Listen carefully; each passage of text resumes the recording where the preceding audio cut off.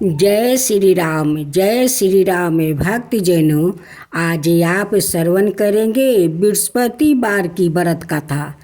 नमस्कार भक्तों, आप सभी का हार्दिक स्वागत है।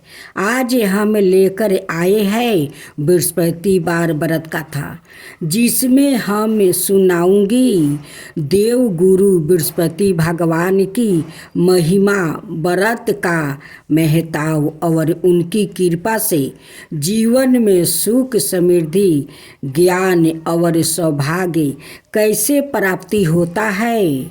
श्रद्धा और विश्वास के साथ इस कथा को अंत तक अवश्य सुने।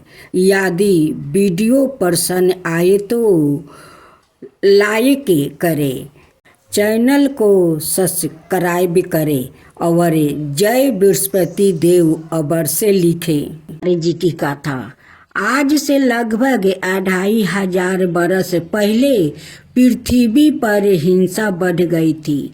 धर्म के नाम पर निर्दोषों पशुओं का वध हो रहा था। तब जीवों की हत्या रोकने के लिए महादेवी के गर्भ से भगवान सवाई बुध के रूप में अवतार लिया। उनके पिता का नाम शुद्धधन था। उनकी राजधानी कपिल वस्तु थी। भगवान बुध के बचपन का नाम सिद्धार्थ था। सिद्धार्थ के जन्म के बाद उनकी माता का देहांत हो गया। सिद्धार्थ का पालन पोषण उनकी बेमाता गौतमी देवी ने किया। ज्योतिषियों ने कहा था कि राजकुमार या तो चक्रवर्ती राजा होंगे या वीरकृत होकर जगत का कल्याण करेंगे। महाराज शुद्धधन ज्योतिषियों की इस बात से चिंतित रहते थे। उन्होंने राजकुमार के लिए बहुत बड़ा भवन बनवा दिया था। उस भवन में दुख, रोग और मृत्यु की कोई बात ना पहुँचे, इसकी बड़ी व्यवस्था कर दी थी। राजकुमार का विवाह राजकुमारी अश्वराध से हुआ था। उनके पुत्र का नाम राहुल था। राजकुमार सिद्धार्थ अत्यंत दयालु थे। एक बार उन्होंने पिता से नगर देखने की आज्ञा मांगी। राजा की ओर से ऐसी व्यवस्था हो गई कि राजकुमार को नगर में कोई दुखद दृश्य ना दिखाई पड़े। लेकिन होनहार को कौन रोक सकता है। नगर घूमते समय एक बूढ़ा आदमी सिद्धार्थ को दिखाई पड़ा। इसी प्रकार जब वो दूसरी बार नगर घूमने निकले तो एक रोगी उन्हें मिला। तीसरी बार एक मुर्दा उन्होंने देखा। इन दृश्यों को देखकर संसार के सब सुखों से उनका मन हट गया। संसार के सुखों से वो बेगरह हो जाने पर अमरता की खोज का सिद्धार्थ ने निश्चय कर लिया। एक दिन आधी रात को वो चुपचाप राजभवन से निकल पड़े। वन में कठोर तप करने लगा। अंत में वो ज्ञान बोध को प्राप्ति करके सिद्धार्थ से भगवान बुध हो गया। भगवान बुध कहते थे, संसार सुखमय है। संसार के पदार्थों को पाने की तृष्णा ही दुख का कारण है। तृष्णा का समर्थ नाश होने से दुख का नाश होता है। राग, दोष और अहंकार को छोड़ देने से ही जीवन की मुक्ति होती है। सत्य, नम्रता, सदाचार, सर्द विचार, सर्द गुण, सर्द बुद्धि, ऊंचा लक्ष्य और उत्तम ध्यान, यह 8 साधन भगवान बुद्ध ने मनुष्य की उन्नति के लिए बताया था। इस प्रकार उन्होंने संसार में घूम घूम कर मानव धर्म का खूब प्रचार किया। जग से पशु बाधों को रोका, जीवों के प्रति प्रेम, हिंसा और सर्द भाव का अमर संदेश दिया। आज भी भगवान बुद्ध के उपदेश जन जन के लिए कल्याणकारी है। अहिंसा के अवतार भगवान बुद्ध को हम सब नमस्कार करते हैं। अब श्रवण करेंगे काली के अवतार की कथा। हमारे धर्म शास्त्रों में भगवान कालिक की 10वां अवतार के रूप में चर्चा है। कहा गया है कि जयो जयो घोर कलियुग आता जाएगा, तयो तयो दिनों दिन धर्म सत्य पवित्रता क्षमा दया आहु और बल का लोप होता जाएगा। कलयुग में जिसके पास धन होगा उसी को लोग कलीन, सदाचारी और सद्गुणी मानेंगे। जो जितना छल कपट कर सकेगा वो उतना ही व्यवहार कुशल माना जाएगा। ब्राह्मण की पहचान उसको गुण स्वभाव से नहीं योग पतित से हुआ करेगी। जो जितना अधिक ढंग पखंड करेगा उसे उतना ही बड़ा वो साधु समझा जाएगा। धर्म का सेवन यश के लिए किया जाएगा। सारी पृथ्वी पर दुष्टों का बोलबाला हो जाएगा। राजा होने का कोई नियम ना रहेगा। ब्राह्मण, क्षत्रिय, वैश्य अथवा शूद्र में जो बलि होगा वही राजा बन बैठेगा। उस समय के नीच राजा अत्याचार, निर्दय और क्रूर होगा। उनसे डर कर प्रजा पहाड़ों और जंगलों में भाग जाएगी। उस समय भयंकर अकाल पड़ जाएगा। लोग भूख प्यास और नाना प्रकार की और चिंताओं से वो दुखी रहेगा। वो पतियों को खाकर पेट भरेगा। मनुष्य चोरी, हिंसा आदि अनेक प्रकार के कुकर्मों से वो जीविका चलाने लगेगा। काली काल के दोष से प्राणियों के शरीर छोटे छोटे होगा। चारों बानों के लोग शूद्रा के समान हो जाएगा। गाय बकरिया की तरह छोटी छोटी और काम दूध देने वाली हो जाएगी। वन परस्ती और सन्यासी आदि गिरोह अस्त को तरह रहने लगेंगे। लोग धर्म शास्त्रों की वो खिली उड़ाएंगे। वेद पुराण की निंदा करेंगे। पूजा पाठ को सिर्फ ढकोशाला मानेंगे।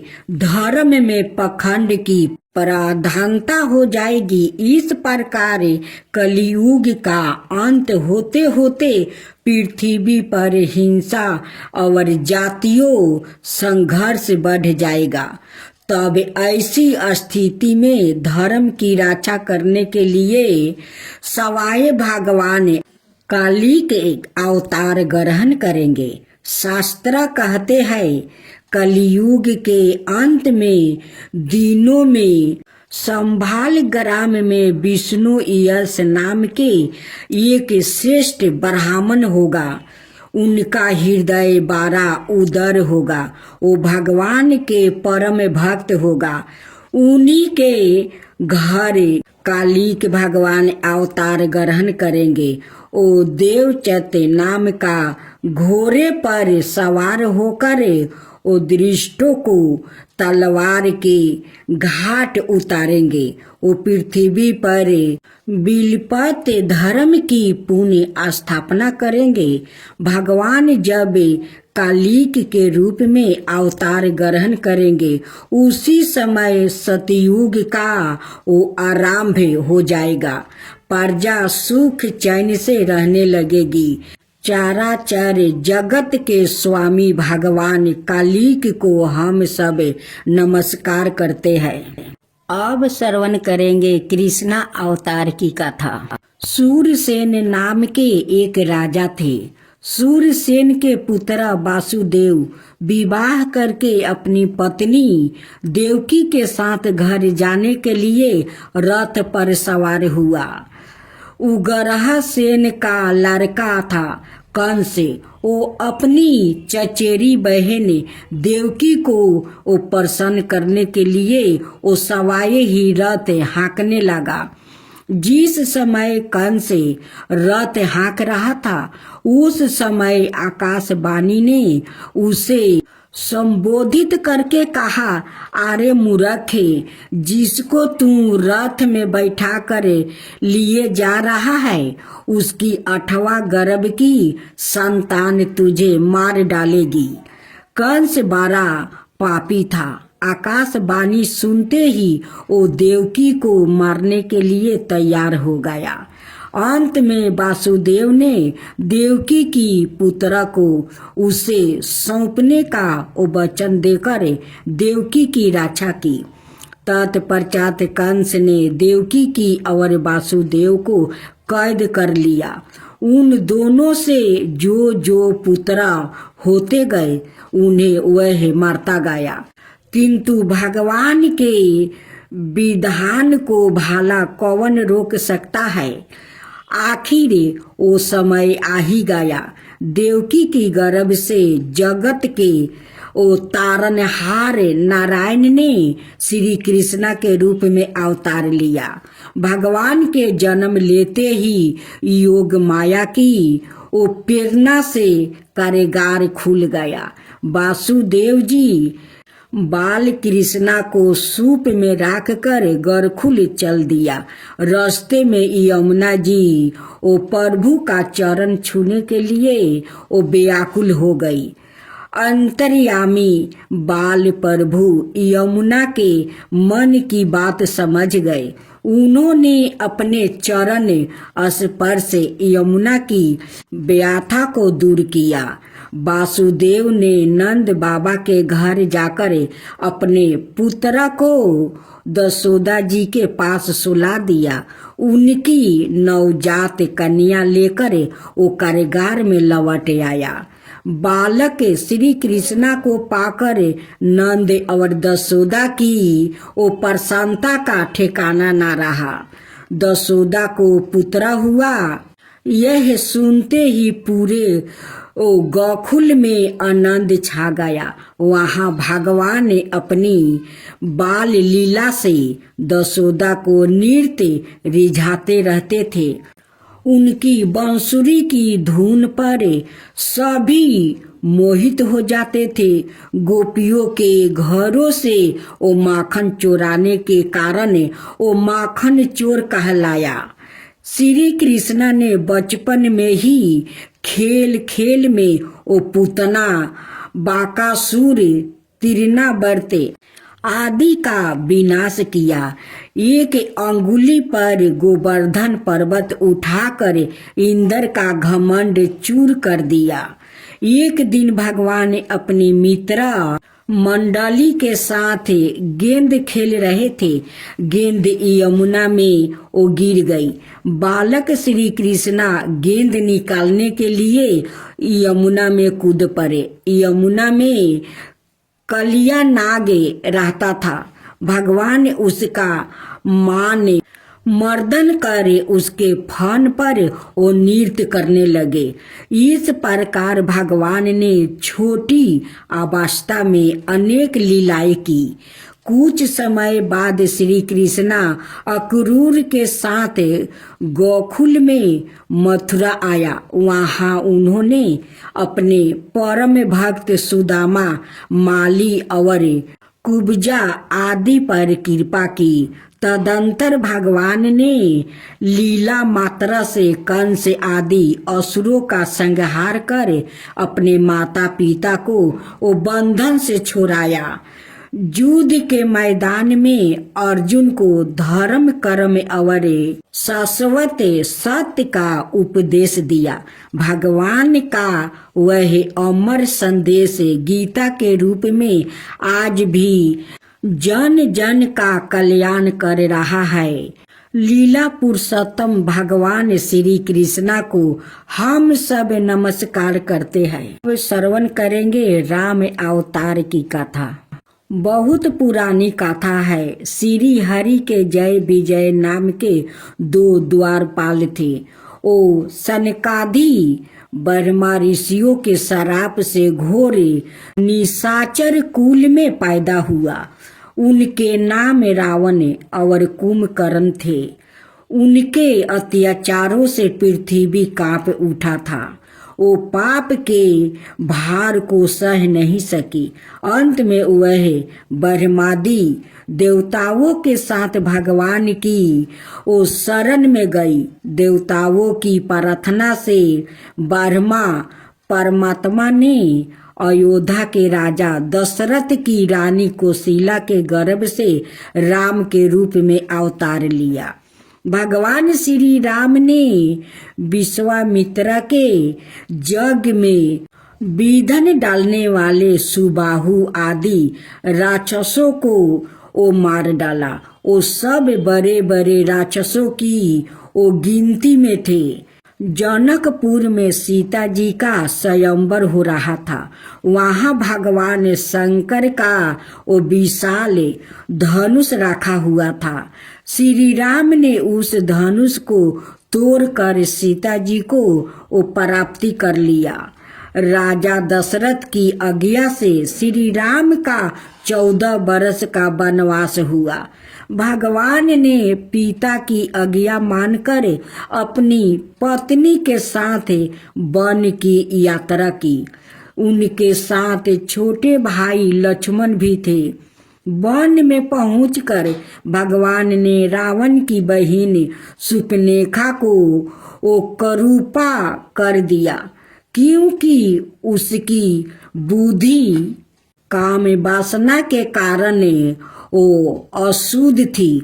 उसके पक्षपति खरदूषण त्रिशिरा आदि प्रधान भाइयों को श्री राम ने नष्ट कर डाला। सुपनेखा की दशा देखकर रावण बहुत क्रोधित हुआ। उसने भगवान से शत्रुता ठान ली। छल से सीता जी का हरण कर लिया। श्री राम सीता जी के वियोग में बहुत दुखी हुआ।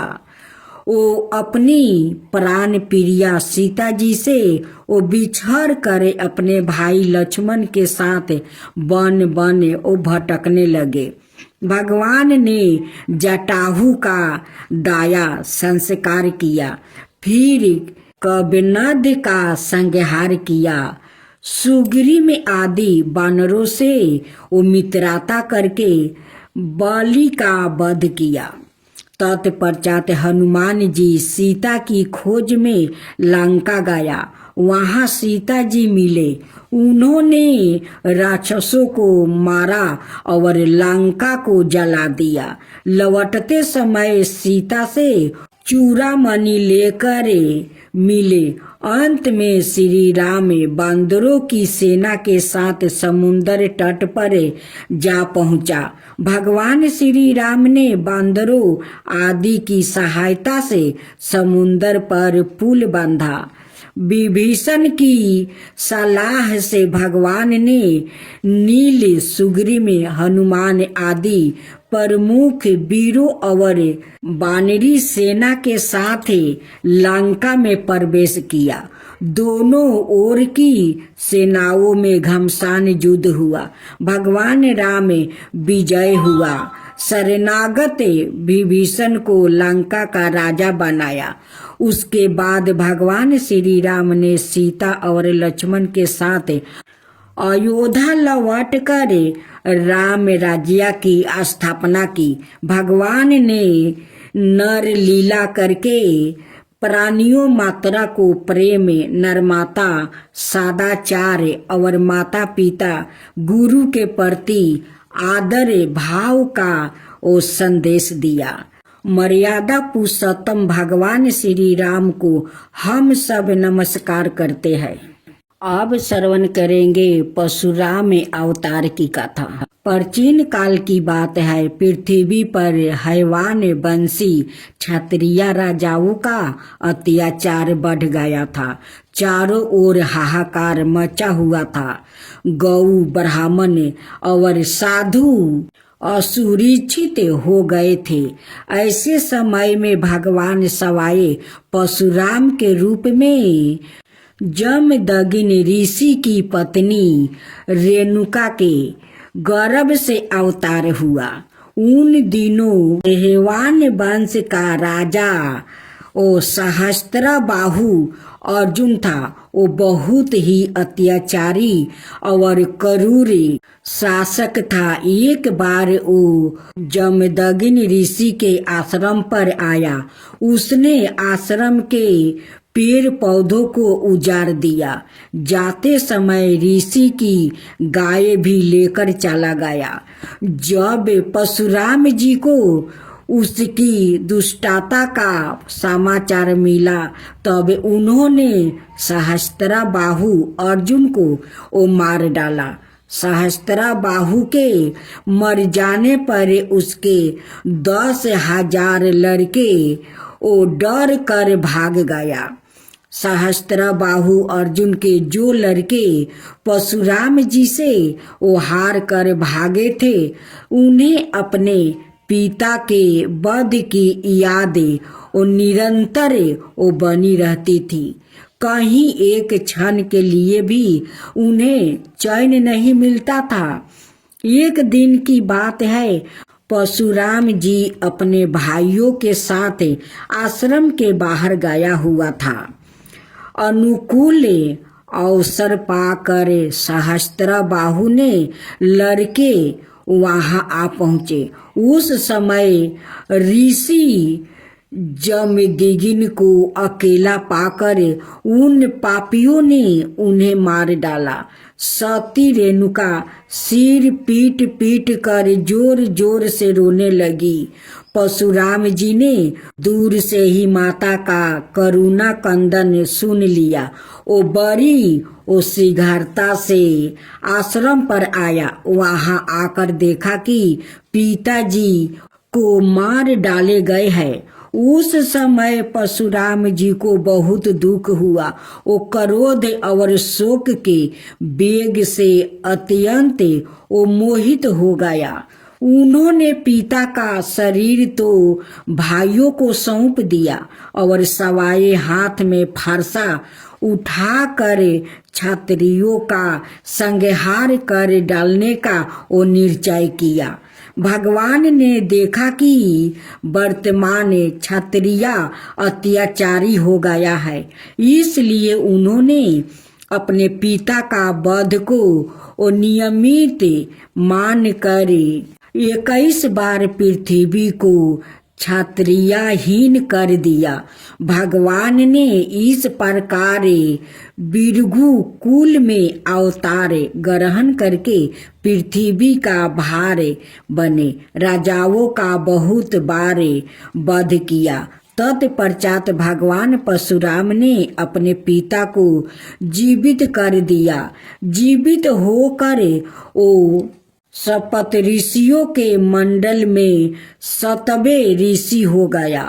अंत में भगवान जग में सारी पृथ्वी दान ओ महेंद्र पर्वत पर चले गए।